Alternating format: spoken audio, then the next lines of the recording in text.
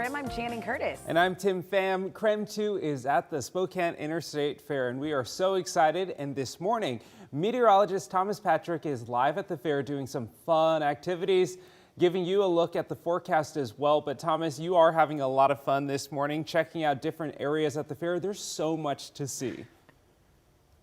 Yeah, and it's going to be so much fun again for today. Expecting bigger crowds heading into the weekend, and honestly, the weather is going to be absolutely perfect as well. But I love fair activities because A, there are activities to do. We'll show you everything that's happening pretty much in a 360-degree circle around me. But of course, my favorite is all the fair food that you can eat. Tim and I, we're going to have to do some extra working out in the coming days here because we have another shift where we're going to meet all of you on Saturday. But it also means that we're going to be eating a lot on Saturday as well. So it's a lot of fun happening here at the Spokane County Interstate Fair. More to come in a bit. But first, let's get you out the door if you are just about to head outside. And I can tell you it's a little bit cool out here. It's not too terribly cold. Our current temperature is about 50 degrees, or at least we got 50 on our own thermometer here at the fair at the moment, under basically clear skies. And it might be a little bit hazy through the day today, but thankfully our air quality has improved significantly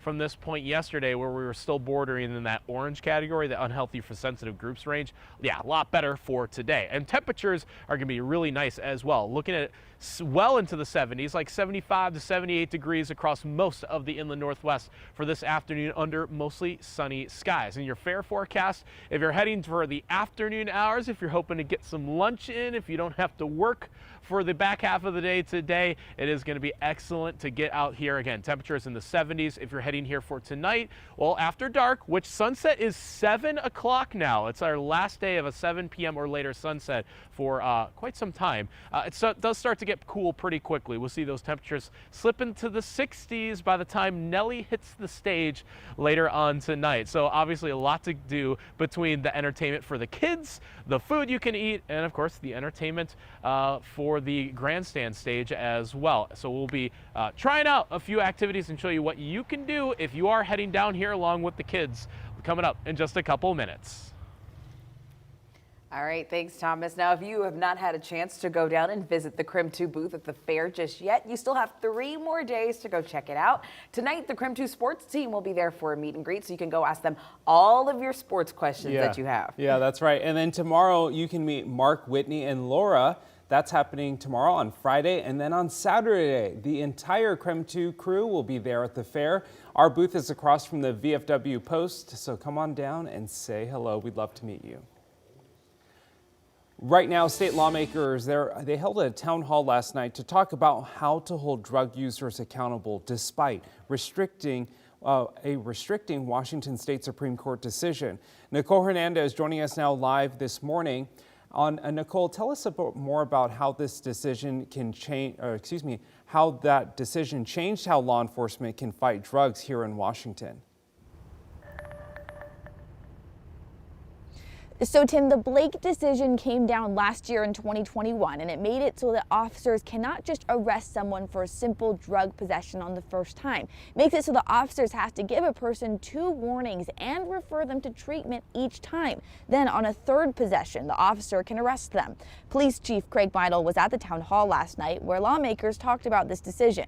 He says before the Blake decision, threats of felony charges or prison time were deterrents for people using drugs. Now state lawmakers are trying to find a balance between holding people accountable and getting them the treatment they need. For almost everyone who's recovered or going through recovery, relapse is part of that process. I do think at some level there needs to be a heavier penalty for the drug possession, and depending on the type of drug, maybe the amount of drug, etc. So from my perspective, there has to be an enforcement piece.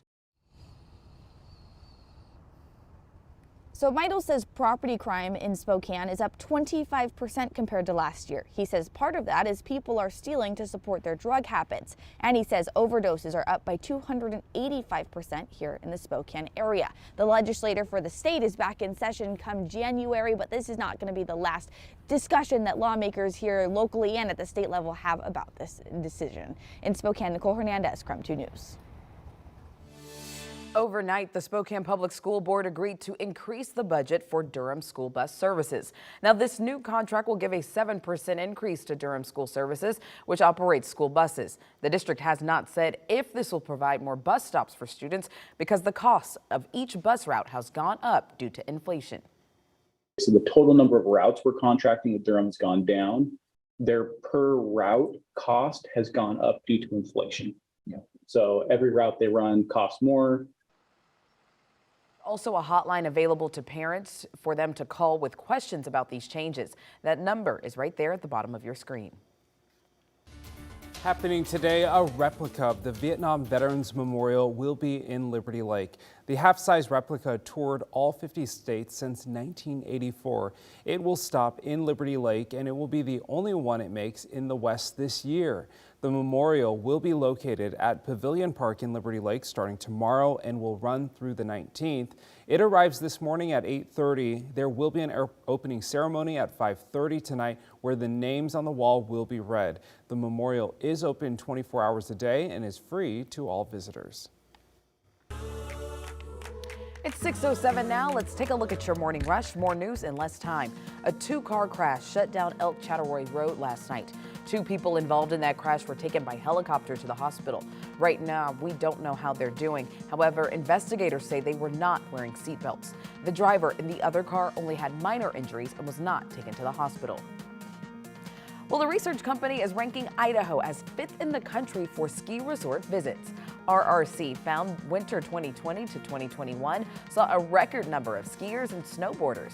More than 2 million people hit Idaho's mountains the winter after the COVID-19 pandemic started. Idaho also saw a previous statewide record in the winter of 2018-2019 with 1.8 million visitors. Well, take a look at this cutie. 3-year-old Aurora Niles is having a huge week. Now, she just started preschool and she's about to be featured on a Times Square billboard.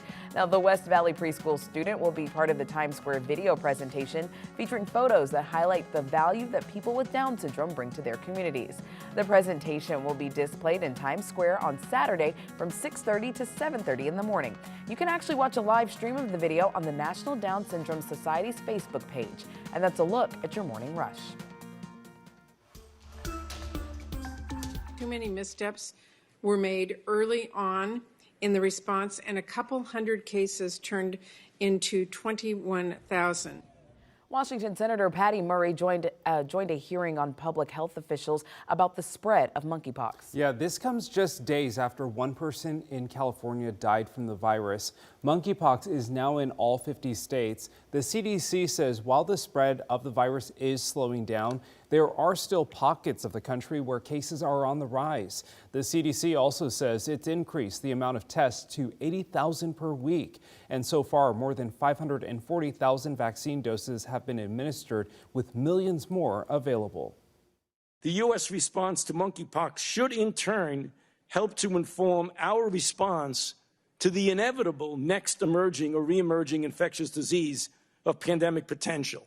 The CDC director recently ordered an internal reorganization over the agency's COVID-19 response after a report found the CDC was too rigid and bureaucratic to act quickly.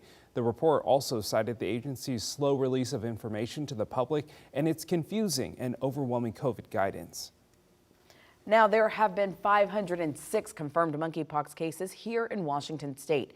King County makes up a majority of the cases. As of this morning, there are 408 confirmed.